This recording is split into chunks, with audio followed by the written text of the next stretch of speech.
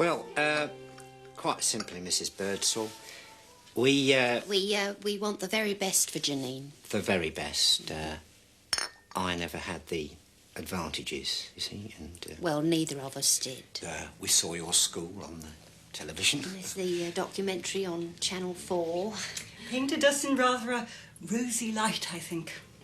Yes, and Frank turned to me and he said, I don't see why our Janine shouldn't go to a school like that. She's got brains. She's got brains. Dame Eleanor was considered a progressive in her day, and not only for her views on animal rights. She believed passionately that Hethers have an important role to play in society. Sadly, with rising costs, that privilege is somewhat expensive. Oh, we're well aware that sacrifices will have to be made. We've done the sums. Holidays will be a thing of the past. Listen, we almost think you're better off without a car nowadays. What exactly is your line of business, Mr. Pillsworth? He's with Needlers. The biscuit people? Oh, I think we sell your custard creams in our tuck shop. Oh. Well, if you ever have a packet that's all broken up, send it back to me. That's what I do. You mend them? No, he's with quality control. It's a very responsible job. No, the money's not our main concern. What we're wondering is, will Janine fit in? Yes, will she fit in, quite frankly? Our founder believed that pupils should be drawn from the widest possible spectrum. I have pursued this policy rigorously. Last year, we admitted a girl from Wolverhampton. And the fifth form have a girl, I believe, who is the love child of a member of Status Quo.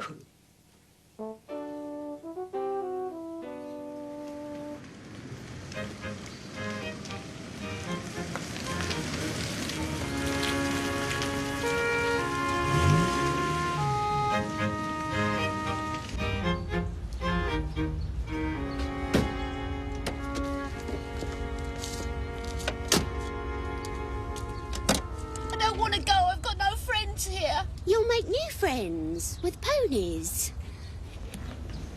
Why don't you have a word with her, Frank? She'll listen to you. Now, don't cry. You'll set your mother off. You won't forget to feed Treacle, will you? Of course we won't.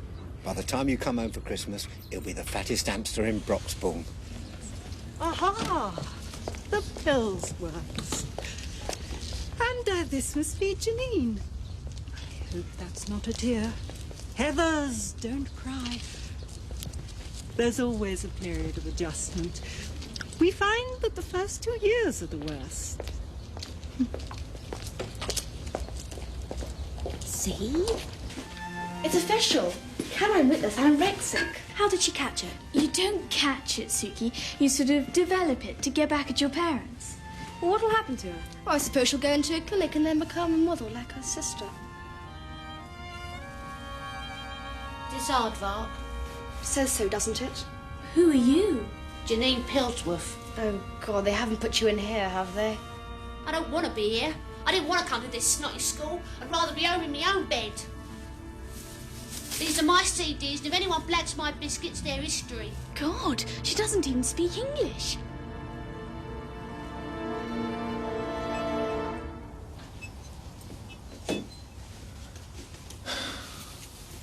He's not his old self, Treacle.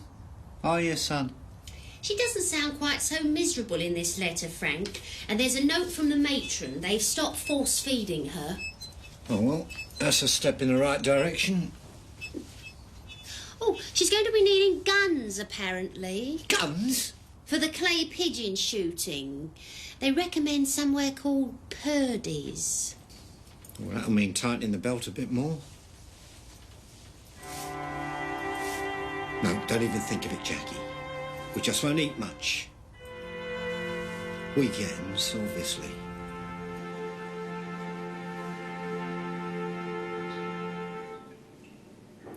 You've been on dirty jobs ever since you got here, haven't you? Victimisation, innit? Heathers don't bleat.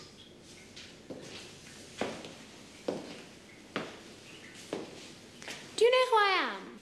Everybody does. You're the Honourable Camilla Frencham. Your dad's Duke of King's Cross or something like that. The title's a drag, but it does give one a sort of edge around here. Do you know what slushing is? I think so. It's when younger girls get all moony over older girls.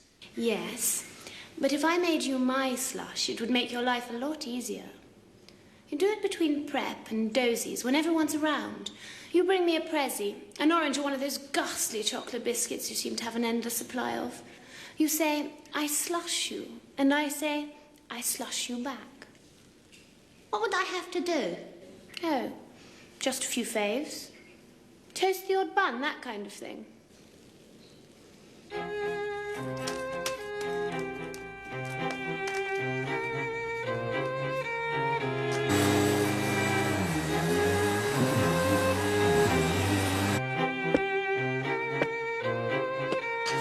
Passion fruit or fruits of the forest? Oh, passion fruit!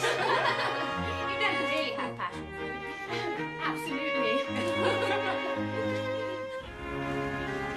Just come.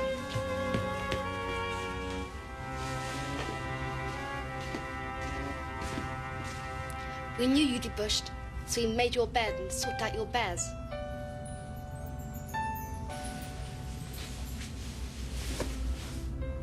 Hope they're in the right order. Thanks.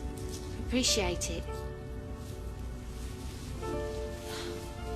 Is she as cool as she looks? Does she wear eyeliner? Is her brother going for half term? Does she have a boyfriend? Heathers don't blab.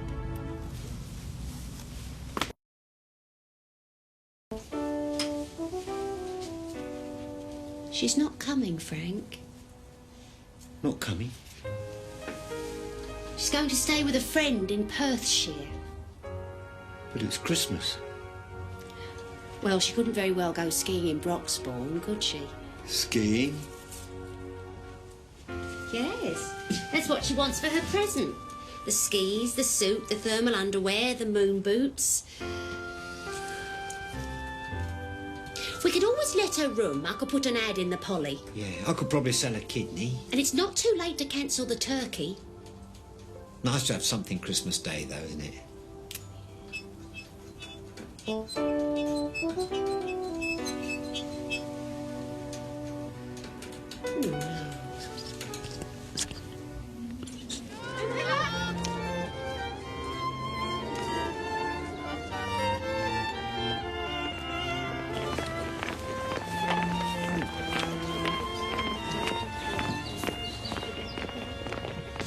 I wonder if you could help us. We're looking for Janine Pillsworth. Janie Pillsworth, captain of school. Well, I expect that'd be the one, yes.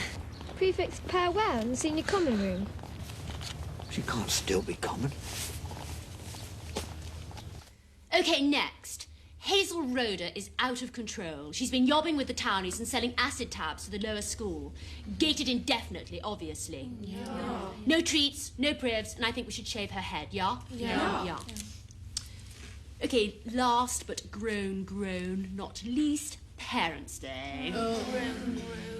Suggestions, please. Thoughts on paper in my buzz box by prep. Any idea who's giving out the prizes?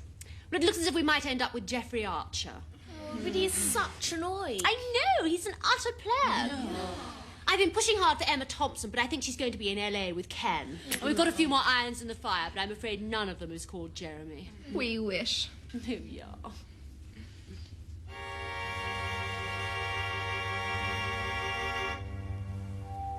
Who on earth is that?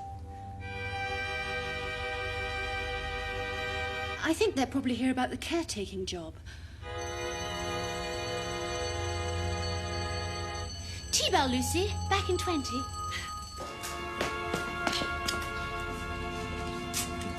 We don't mean to trouble you. We just wanted a word with Janine Pillsworth. It's me. My name is Janie.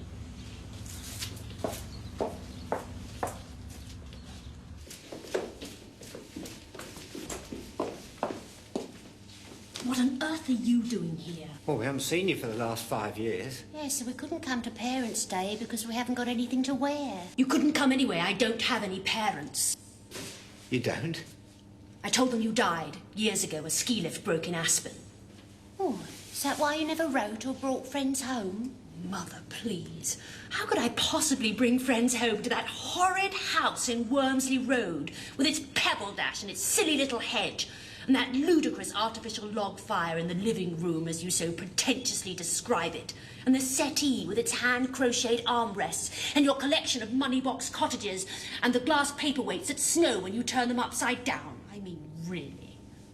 We've sold the horrid little house. We now live in a horrid caravan. Well, there you are, then.